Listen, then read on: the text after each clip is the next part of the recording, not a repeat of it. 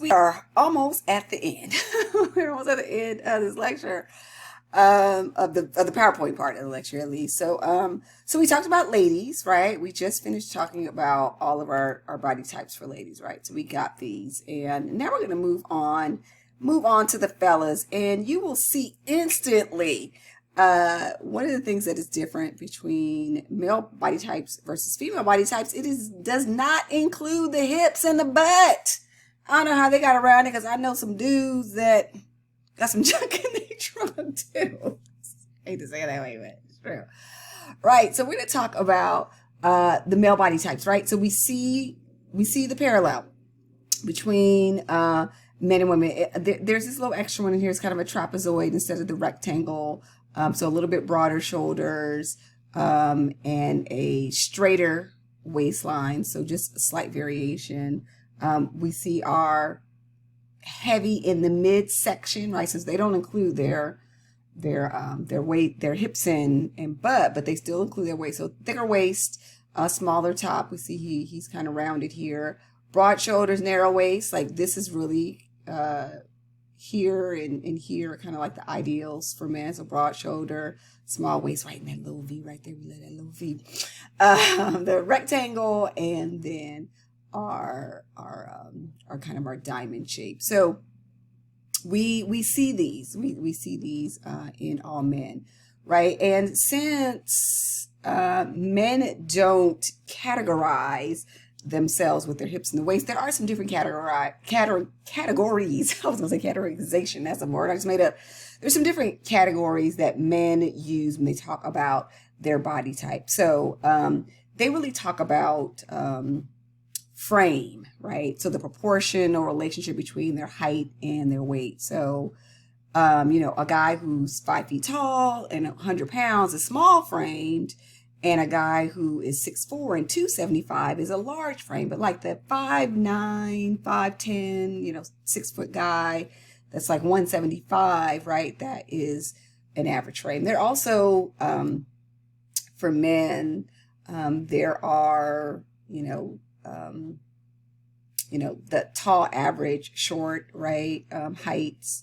Anybody over 5'11" is tall. I'm 5'11", so I'm on the tall side if I was a dude. Also, there are, their athletic build, right? They talk about athletic build. We hear an irregular. So they have some things that are out of proportion, right? So we hear those kind of irregular fits. We hear of, big and tall, right? So those guys that kind of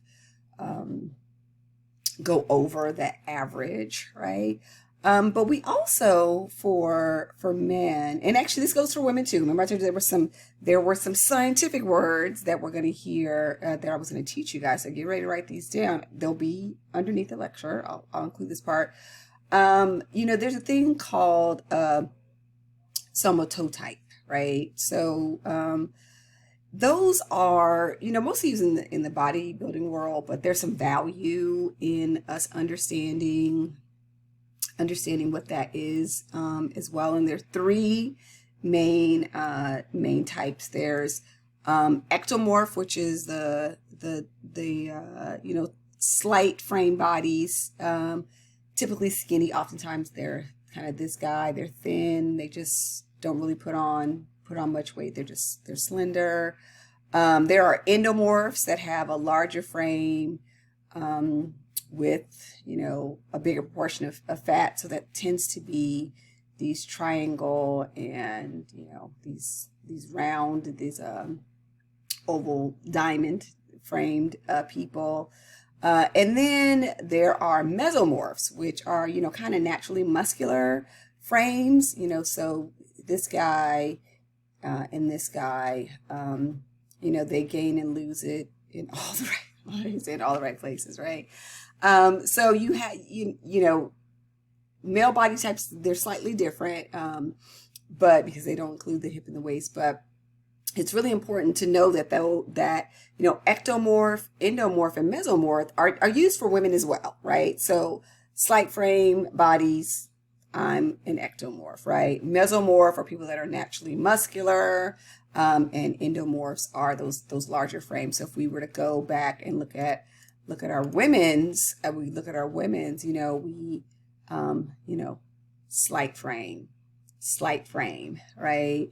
We look at naturally muscular here, are often naturally muscular people. And then, these folks with these larger frames, the half pint may make it in there too, right? So really important that you understand those words in relationship to describing your client. And I included males in here because we've been making this class very female focused. Like all of your clients, all of your silent clients are going to be women, but they may be men. There may be men as well in there too. So you need to understand body types for men and for women. So really important that we have that understanding. Okay.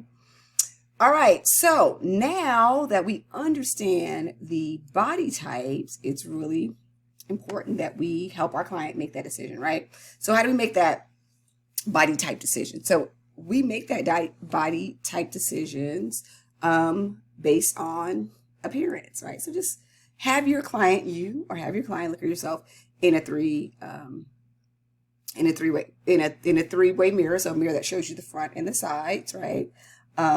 Or sketch it on paper, which is one of the activities that you have to do, right? Also have an understanding on which one of your body types based on how you gain and lose weight. So, right, when we talked about the rectangle shape, they kind of gain and lose weight evenly across their body, whereas the rectangle, the hourglass, these diamond folks can tell you like they gain and lose weight in their midsection, or it's in their bust, waist, hips, thighs, so understanding that body type where you gain weight as well. And then understanding your stature. So when we talked about men, we talked about, tall, average, and short, same thing. Know your stature. So 5 feet, less than 5 feet, you're below average. If you're, over 5 feet, 5.4, that's what the U.S. Department Health and Human Services says you're average. And then if you're over 5'7", 5'8" as a woman, you're considered tall. So understanding that is really important too. Making those decisions based on your appearance, how you gain and lose weight, and your height. Okay. So, these factors will help your clients clue them in on to how they're shaped. And then, of course, again, use those words. Endomorph, ectomorph, mesomorph sounds great by saying that you are tall, slender, or bulkier, right? Without using those actual words. Okay. So the next couple things we're going to talk about is we're going to start talking about measurements and proportion, right? So how do you measure each of your different parts of your body, right? So to have your customer really have true fit sizing, you will take all these measurements. So let me muscle farm over the side. You will take all these measurements, and you should know your measurements on these things as well. I know these off the top of my head. I don't have, the only thing that's not in here, which probably should be in here, is inseam. But I know my bust, waist, hips, and my arm length. Because since I'm a tall girl, I have really long arms too. So I can look at a size chart on Amazon, right? For some item that's probably coming from China and know what size I need to buy based on my measurements. So that's something that you should have too as a stylist. You should know your measurements offhand. So really, in order to get this true fit sizing, you should measure your bust measure your bust at the fullest part. At your waist, measure at the elastic, like where you like your pants to sit. So, right. So our natural waist is not normally where pants sit. I hate to say it. Our natural waist is up much higher. Like she's up here, right? She's up here. But take in consideration where you like your pants to fit. Now, if you wear high waist pants like I do, I know for high waist pants what waist I need versus a low waist pants, because in all honesty, my natural waist, my high natural waist, so up here is a different waist in here. It's an inch different. So I can get a 28 if I'm wearing a high waist pants. I need a 29 if it's low, right? The effects of having 3 kids and being close to 50 to be 48, right? That midsection is a little thicker. So knowing that, right? Hips at your fullest part, right? Where is it? And again, you want to do the fullest part so that you have a true fit, not necessarily where your hips start or where your hips end at the fullest part. You want to do that, right? Thighs, again, around the fullest part, right? Your arm length from your shoulder joint bone, right, all the way down to your wrist. And I have really long arms. So even when I buy tall garments, the sleeve length usually isn't long enough for me. So I'm kind of used to like my wrist shown, but I love something that makes it all the way, it goes past my wrist, right? So knowing your arm length is really important, or your client's arm length. Your elbow to wrist measurement, right? This to here. Your shoulder to wrist measurement, right? All those things are really important. And then of course, your total height. So from the top of your head to the floor, using a flat ruler placed against the wall and stand naturally with your wall. Now, I have to make sure that I'm doing it at the top of my head and not at the top of my hair because my hair is always big, right?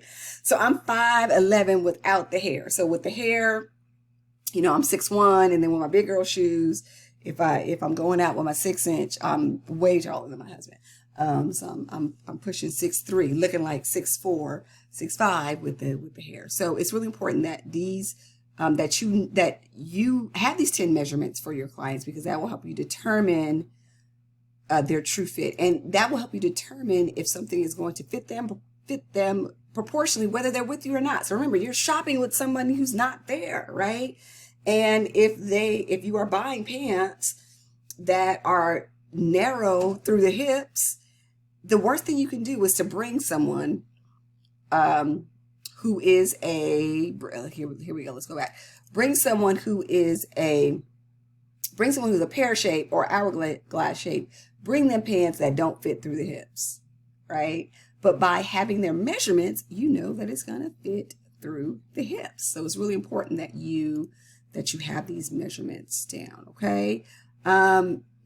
So this true fit sizing is really important, okay? So the other thing we're going to talk about is we're going to talk about proportion. And when we talk about proportion is, you know, our height and stature are, and these sizes help determine our proportion. So again, I'm a tall girl, but I don't have a long torso. I have really long legs, right? So I have a 35.5-inch inseam. So, and I love a pant that's too long. I love a pant that's dragging the ground. Hard to find. If I find it, I buy it in every color that it comes in, right? So having that understanding of proportion is really important.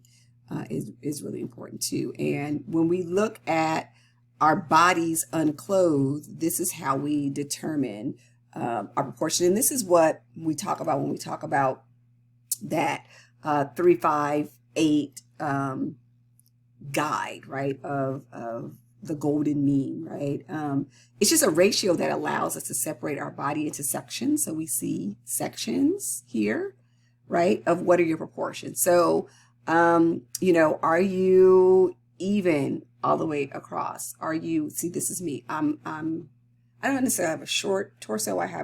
In proportion, I have a smaller torso than my legs. Are you split 50-50, right? Do you have a long torso and not as long legs, right? And the golden mean, just looking at the relationship of sizes between two things. And so it's really important that you are able to articulate that as well, okay? All right, so I'm going to add some more. I'm going to finish this part of the lecture up here, but this interesting body types, I'll add some more information underneath this video. And I'll see you on the next tab.